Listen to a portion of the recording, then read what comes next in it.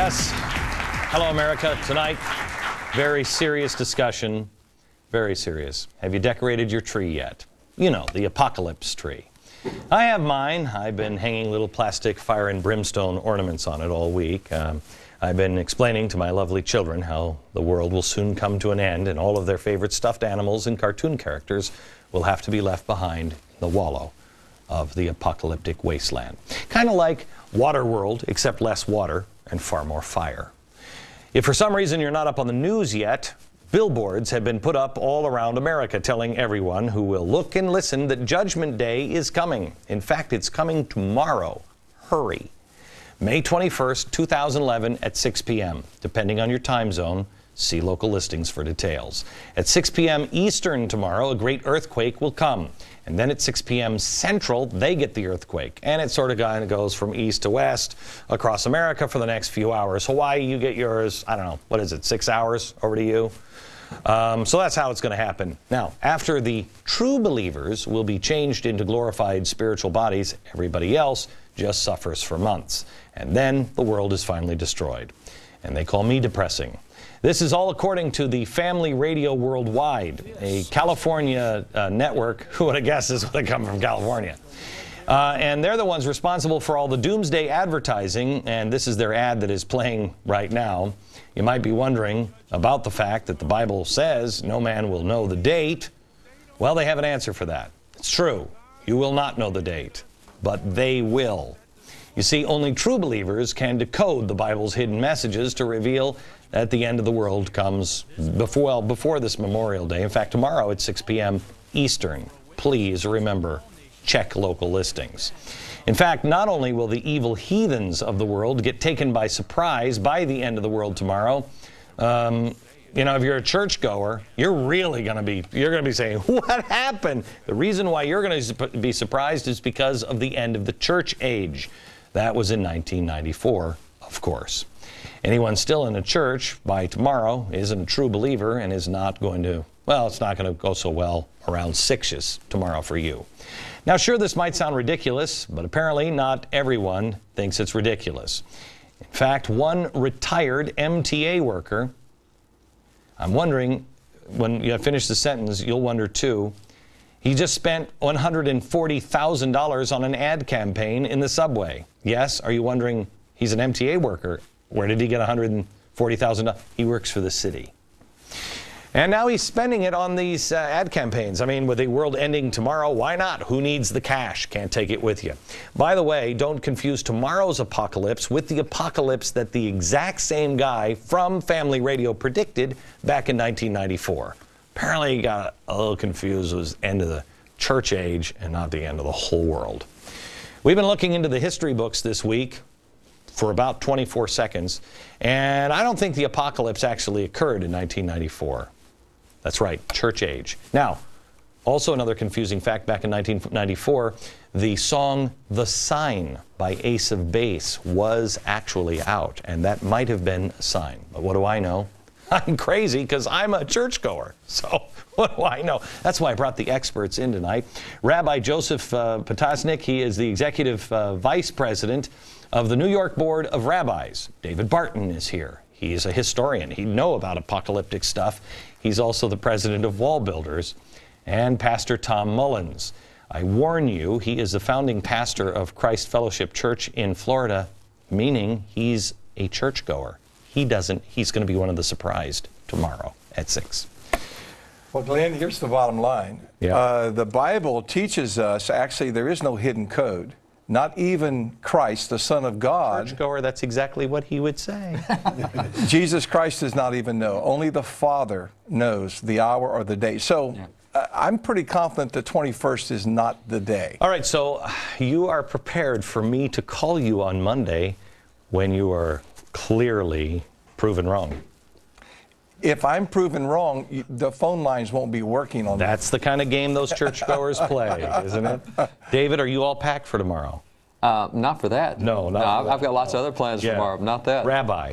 I'm trying to convince all the people who say 21st is the end of the earth. to convey their accounts to me on the 22nd. All right, so no one has thus far signed anything over to me. These advertisements, they talk about a book coming out.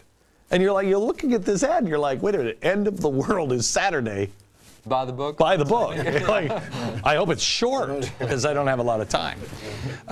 So what we really wanted to talk about was the Black Robe Regiment. We have gotten a lot of mail over the last year since 828 about it. And David, you've kind of been heading that up, and you've been telling me you have a lot to report, so we want to get a little to that. And we also wanted to talk a little bit about our trip that we announced to Israel, called Restoring Courage. So why don't we start there? You were with me, David, last week. I went, and did you think I was kind of nuts when I first? No. No, okay. I did not. I thought it was exactly right. Okay, because we traveled with somebody who thought, in fact, most of my staff still thinks I'm out of my mind, that we're going to do this. But it was a powerful experience when we went last week to Israel to try to find the place of where we will do it. What was it that you took away from that trip? I don't know how to say it. There's a couple places I've been in Israel that when I get there, I really feel like I'm on holy ground. It's really somber. You just keep your mouth shut, you keep your ears open, and you keep your heart open. And that's what I felt like on the trip. This is really significant. This is literally a potential world-changing event. It's not a small thing. And I really felt the weight of that as we were looking at venues and places. I'm absolutely convinced the way you treat Israel, especially what Israel is facing right now, is the dividing line on anybody of faith, period. I said on the radio today that I think that this is almost like, closing time. Yeah. It's almost like the Lord is like, okay, last call. Anybody really, or is anybody hearing me? Anybody hearing what I've been saying? Your life has been out of order, and why don't you check the writing? Because it says clearly, if you stand against, you'll be destroyed. That's right. Let me say firstly about this business of being crazy. The prophet said, Mishuga ish haruach, a person who's crazy is a person of spirit, because it's the crazy people who are the iconoclasts. They challenge the status quo. I wish we had more crazy people like you who are standing with us. Jews very often feel isolated. They feel alone. So we need friends. And for you to stand in Israel and to say that we are with you, I think is very reassuring and is something we should be grateful for and thank you for all that you are doing on our behalf. I think honestly, I mean, can I make it about me a little bit? It's not about you or the Jewish people or anything. It is truly about doing what God has told us as individuals to do. He's saying that there is a time that will come and you have to stand. If more people would have stood in Germany, we wouldn't have had this problem. Exactly. I mean, think of how the world would be different if they would have stood up with Bonhoeffer at that time. Glenn, and I think the church has really captured the true heart of the covenant with Abraham and that covenant blessing that all those who bless Israel, they too are truly blessed. And we're recognizing our great heritage that came out of Israel. I mean, every word of God that's been written was written by a Jewish person, a Jewish follower of God that was inspired by God. The only exception we had in our New Testament is Luke, and who really he converted his heart over to the heartbeat and traditions of Judaism and embracing, of course, Yeshua, Jesus, as his Messiah.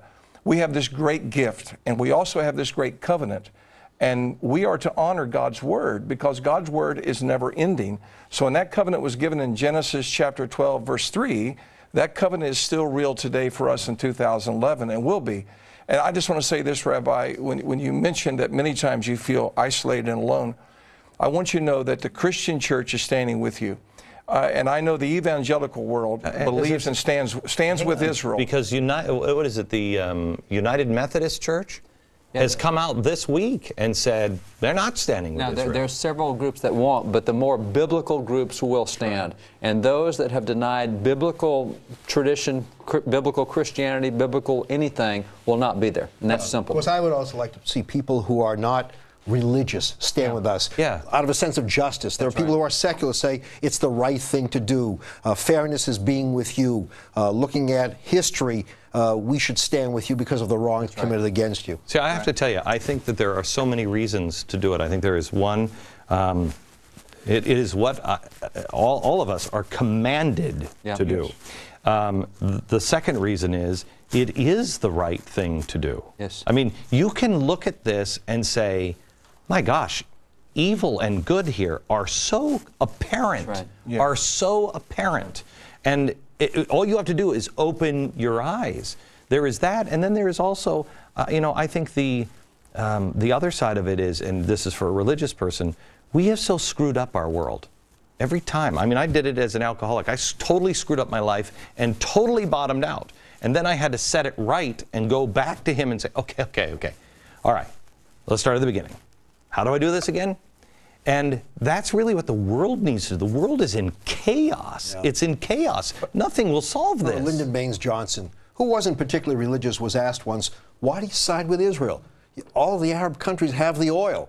Go where the oil is. They have sand on Israel. He said, because it's the right thing to do. Look at the histories. It's the right thing to do. So I would hope that people, for a host of reasons, stand together with Israel. Well, it's the only island of democracy in the entire Middle East.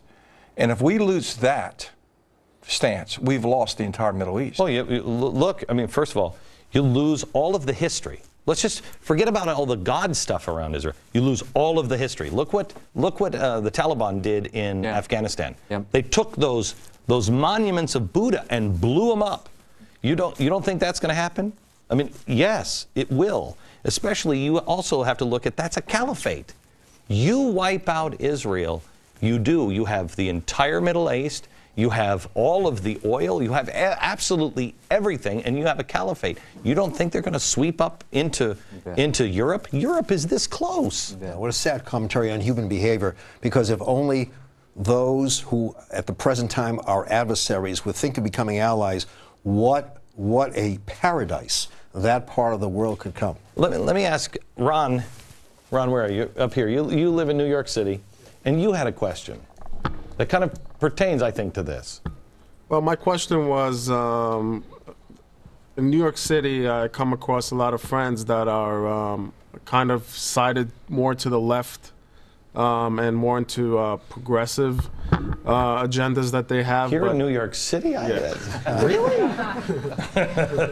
and many of them are Jewish, and and I come from Israel, so when I have conversations with them, they're in totally in shock of what I'm saying to them about what's going on, and I just don't feel that Jews particularly know much of their history and know how much suffering they had to keep on thinking that they can go on in their way and not change and become more knowledgeable about getting out of their progressive agendas. I have to ask you, Rabbi, a lot of people, I think, will say some of the biggest people that are anti-Israel also happen to be Jewish.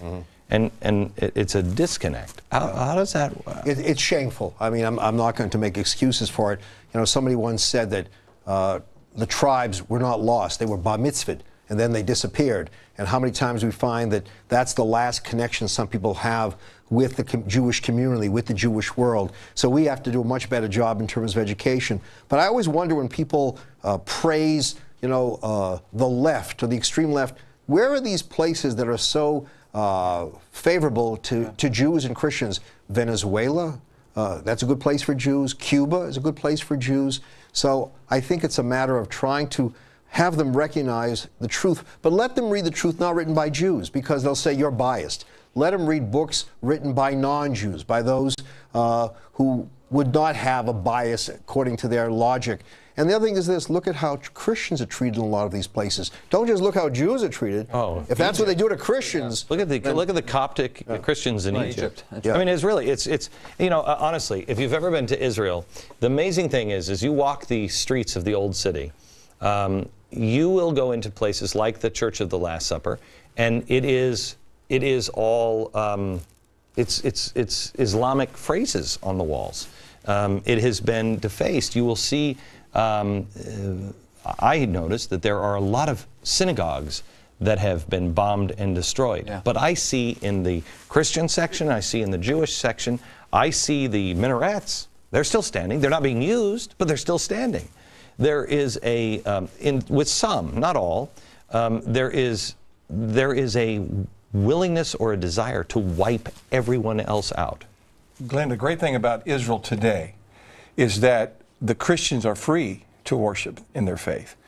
The Jews are free to worship, and so are the Muslims free to worship. If we lose Israel, we're going to lose all of our freedoms, and all the faiths will lose their freedoms except for one. Well, I mean, it faith. really is, to me, it really seems, I mean, it is the old saying, first they came for the Jews. Yeah. I mean, you're the first. Right. You're not the last. Right. You're the first. Right. It begins with Jews, but it doesn't end with Jews. It never does. Yeah, and you couldn't have this kind of demonstration between 48 to 67. Right? Jews weren't allowed to go to the wall. They could see the wall from afar, but they could never pray there. Why? Why weren't Jews allowed to go to their holy sites during all these years? Because there was a form of intolerance that is, it's amoral, and yet there are those who claim to be religious who refuse to recognize the religious validity of another group. I will tell you, America, that I know a lot of people, because I've read the Mail, boy, it's strange to be me, because I am apparently an anti-Semite Jew lover, which is amazing. Drive you to drink? He'll drive you to drink. I'm an alcoholic, been there, done that. But we put this together, and it is happening in August, called Restoring Courage, and it has nothing about it. Honestly, you will see courage in the Israelis. When you get over there. It has more to do with our courage. You can find all of the information today at glennbeck.com, but as you walk through that city, you will feel a power unlike anything I've ever felt before. And then let it sink in that if the lines go back to 1967 and Jerusalem is divided, the entire holy city, the entire old city is lost to the world. That is a powerful, powerful loss. When we come back, Rabbi Shlomo Riskin, he is a man that I spent time with in Jerusalem last week. He'll join us for a few minutes. Back in a minute.